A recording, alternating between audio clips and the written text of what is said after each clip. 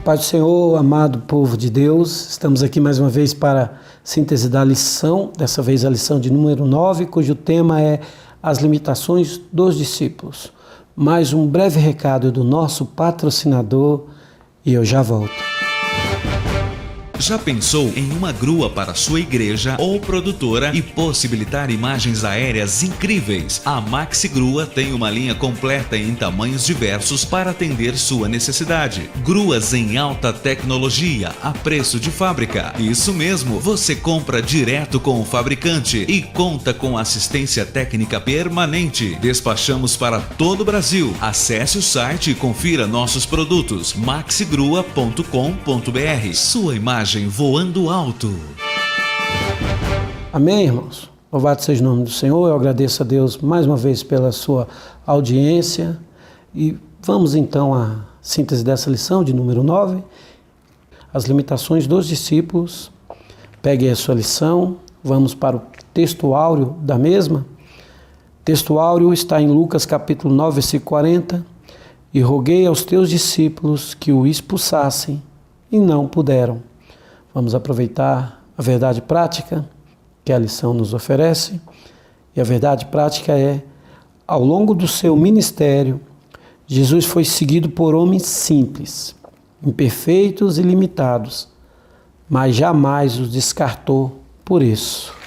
Vamos aí ao objetivo geral dessa lição de número 9, que é despertar nos crentes o desejo de cultivar as verdadeiras virtudes cristãs. E vamos aos objetivos específicos, começando pelo primeiro, que é destacar que a melhor maneira de encher-se de fé é pela oração e conhecimento da palavra de Deus. O segundo é mostrar que o exclusivismo nada tem a ver com o ensinamento de Jesus. E o terceiro objetivo específico é explicar o perigo de um coração avarento e as suas consequências. E o quarto e último objetivo específico é estimular os crentes a perdoar uns aos outros. Vamos aproveitar o ponto central dessa lição como um elo de ligação entre a introdução. Vamos lá, ponto central. Como seres humanos, somos limitados e imperfeitos. Entretanto, uma vez seguindo a Jesus, podemos ter fé. Aleluias. Meus queridos irmãos, essa lição ela é muito aplicativa nas nossas vidas, para a vida dos alunos, porque ela nos faz lembrar dessa modernidade em que nós vivemos, onde ser o melhor faz muita diferença. E os discípulos de Cristo, em certos momentos, demonstraram exclusivismo, egoísmo, imaturidade. Nós temos essa ideia de que, por eles ter sido homens de Deus, ter recebido a revelação para escreverem a palavra de Deus, eles eram super-homens da fé, eram homens que não tinham defeito. E nós aprendemos e vamos aprender essa lição que não é assim. Isso me faz lembrar de um certo mestre que tinha centenas e centenas de discípulos. E todos esses discípulos chegavam na hora certa para orarem, chegavam na hora certa, estavam sempre presentes nas ministrações desse mestre, mas existia um que sempre atrasava, porque ele chegava bêbado, embriagado. E no dia que estava prestes a morrer, o mestre então chamou esse discípulo para lhe contar segredos e lições da vida. Os outros discípulos ficaram enfurecidos e disseram uns para os outros: como que nós aceitamos isso? Nós dedicamos nossa vida ao nosso mestre e ele não reconheceu o nosso valor.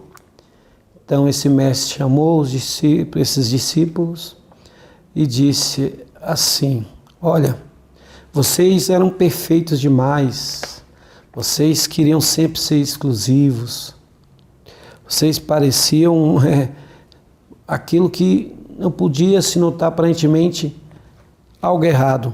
Esse não, esse foi o único que eu confiei, porque eu conhecia o seu defeito, a bebedeira.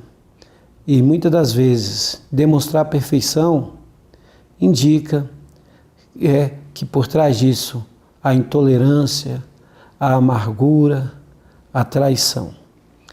Que lição interessante dessa pequena ilustração que eu contei para vocês. E isso serve nessa lição para nos orientar, para que possamos cultivar virtudes para a nossa vida cristã. Vamos aproveitar aí que o Senhor Jesus, mesmo os discípulos mostrando as suas imperfeições, Jesus não os descartou, muito pelo contrário, os ensinou com afinco e dedicação de um verdadeiro mestre.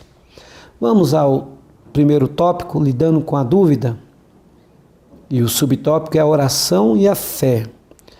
Logo depois de acalmar a tempestade no mar da Galileia, que se encontra em Lucas capítulo 8, versículo 25, Jesus perguntou aos discípulos: onde está a vossa fé? Porque os discípulos demonstravam uma vida espiritual, uma vida devocional inoperante, ao ponto de Jesus também dizer: ó geração incrédula, quando eles trouxeram aquele jovem endemoniado, aquele menino, Jesus disse: olha, até quando eu estarei com você, geração incrédula? Vocês vão sofrer para sempre? Está em Lucas capítulo 9, versículo 41. O paralelo dessas passagens é que aponta para a vida, a atitude e o meio devocional dos discípulos, que estava de certa forma fraco, faltava autoridade para que os frutos fossem reconhecidos na vida daqueles discípulos. Eles oravam pouco, passavam poucas horas de oração, o devocional era quase nada. Isso fez diferença, porque o Evangelho tem várias passagens que demonstram isso. Isso fez diferença, porque a falta de oração vai gerar possivelmente uma falta de fé. Pouca oração, pouco poder. Muita fé, muita oração, muito poder. E eu até digo, muita oração, muita fé. Eu me lembro de uma frase que alguém disse certa vez para mim, que o homem que não ora, ele é um homem perigoso, porque os seus ideais se voltam para si mesmo.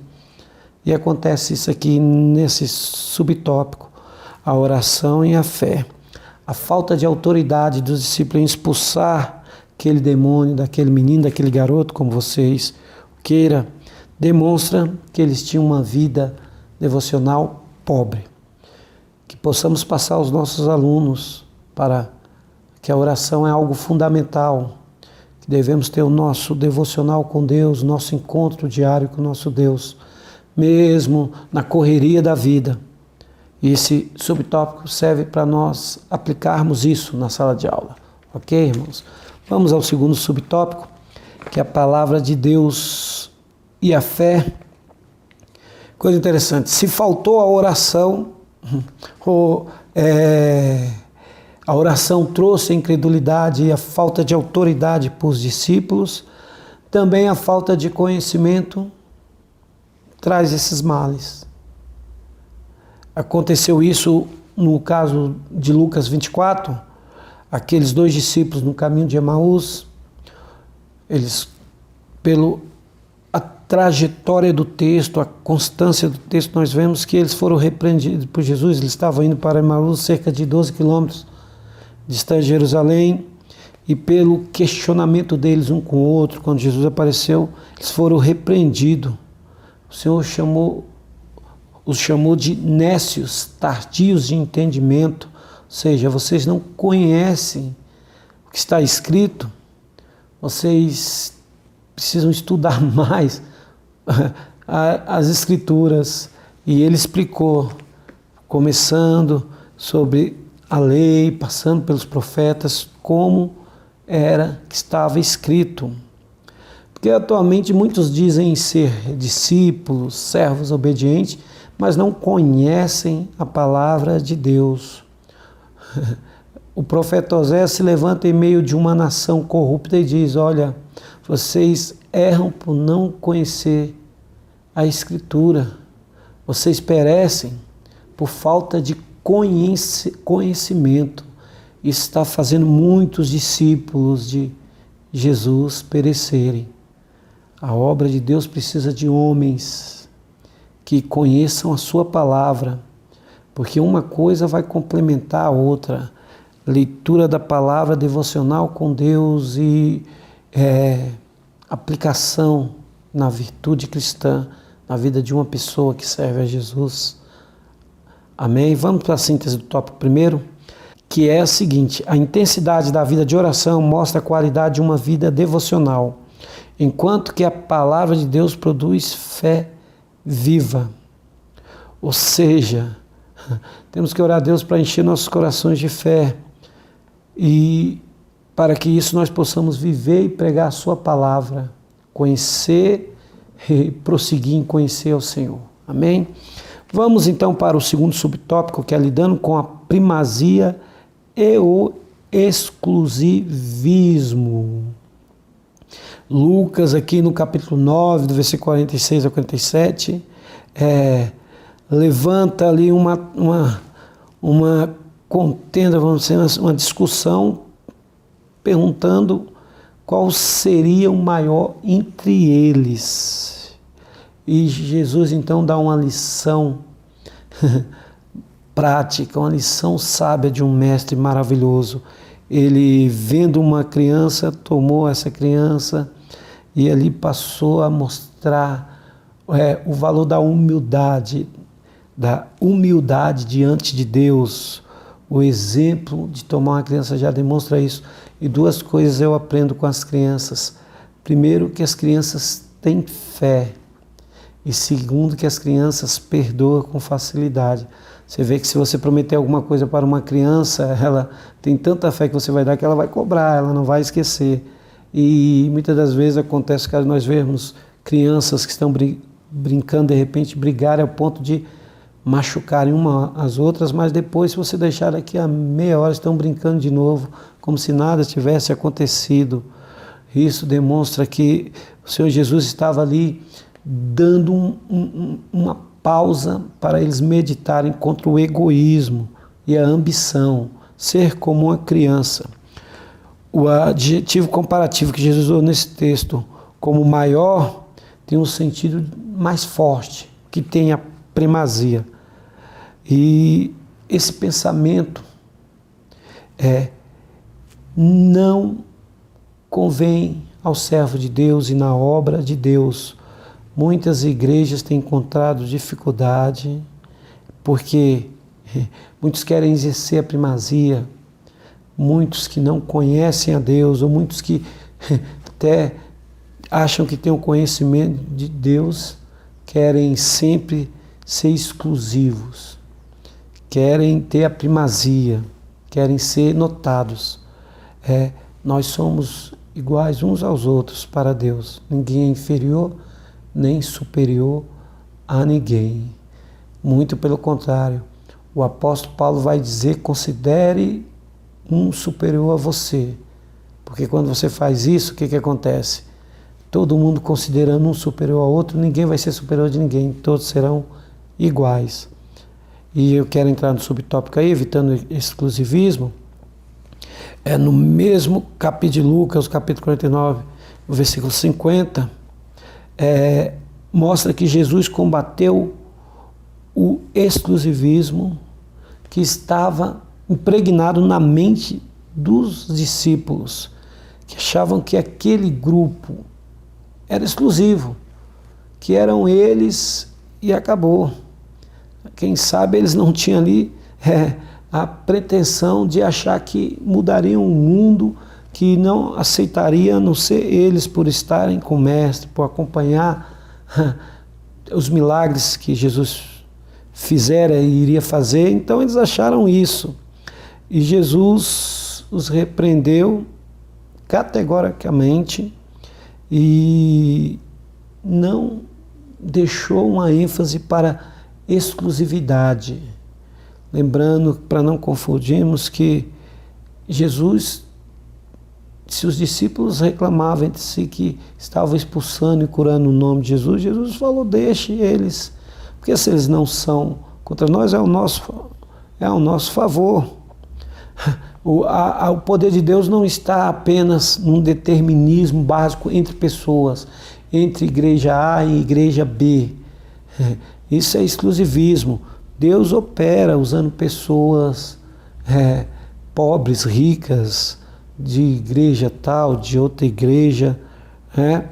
Não se trata aqui de validar crenças heréticas, sectarismo, não. O que Jesus está dizendo aqui é totalmente, fazendo algo totalmente contrário ao exclusivismo.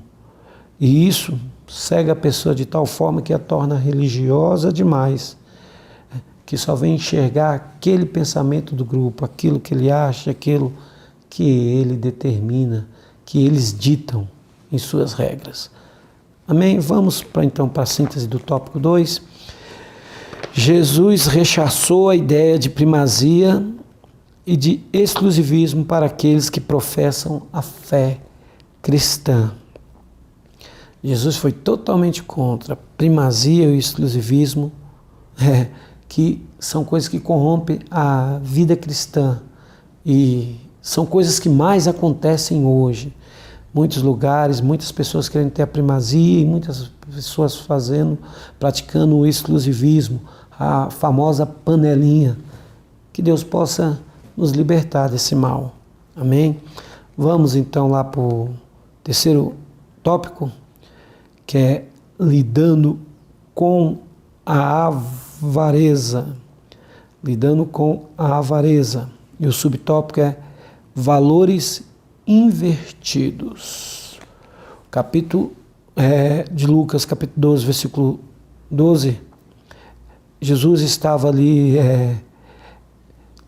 ensinando os seus discípulos a serem totalmente dependentes do Espírito Santo, quando um homem no meio da multidão apareceu e olha só o que ele indagou.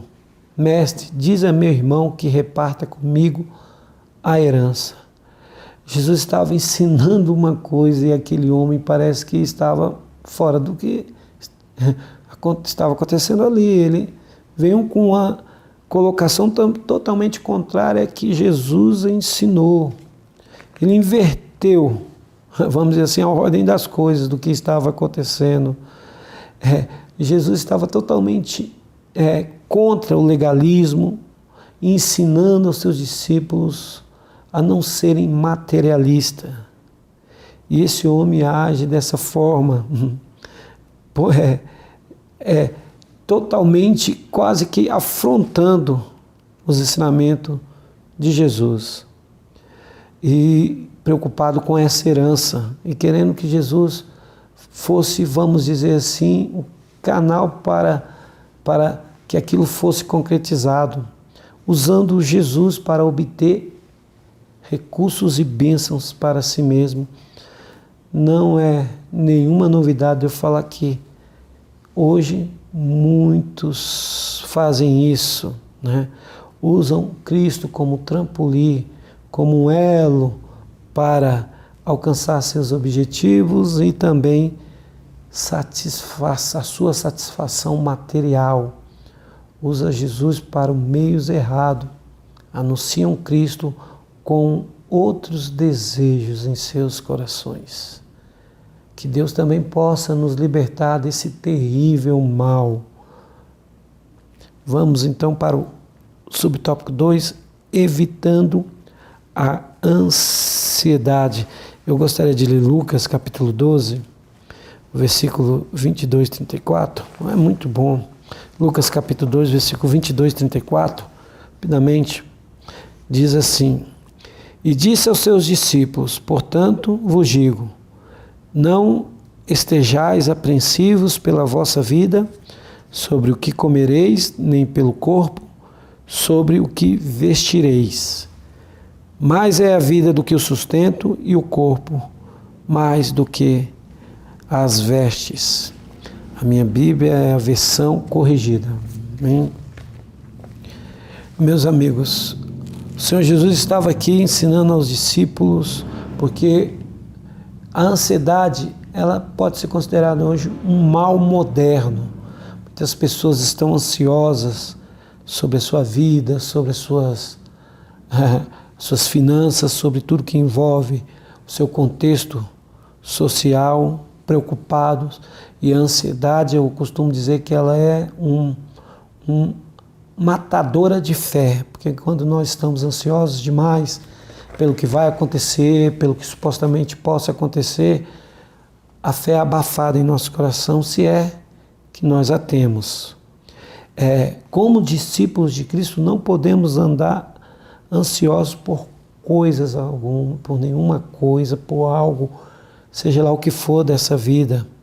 Precisamos confiar no nosso Senhor, que é o nosso provedor, o nosso Jeová Jireh.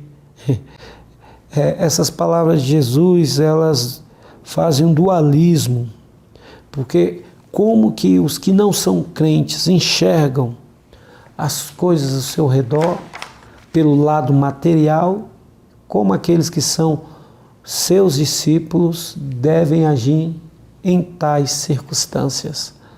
São duas vertentes totalmente diferentes e opostas entre si. E quando nós vemos que estamos muito apegados nas coisas materiais, nós nos preocupamos muito com o dia de amanhã e esquecemos dos valores espirituais. Quando nós estamos na posição que Deus quer que estejamos, fazendo a tua vontade, com certeza os valores absolutos espirituais invadem a nossa vida. E nós sabemos que tudo está no controle da mão daquele que reina e vive para todo sempre. Amém? Vamos ao quarto tópico, que é lidando com ressentimento. E o subtópico é a necessidade do perdão. Nosso mestre sabia que a falta de perdão trazem consequências maléficas, horríveis para nossas vidas. A Bíblia mostra que há uma raiz de amargura e ela pode ser cruel na vida das pessoas. No terceiro evangelho, no evangelho de Lucas, Jesus ensina que nós podemos nos livrar desse veneno. Muito simples. Perdoando sempre. Passe isso aos seus alunos.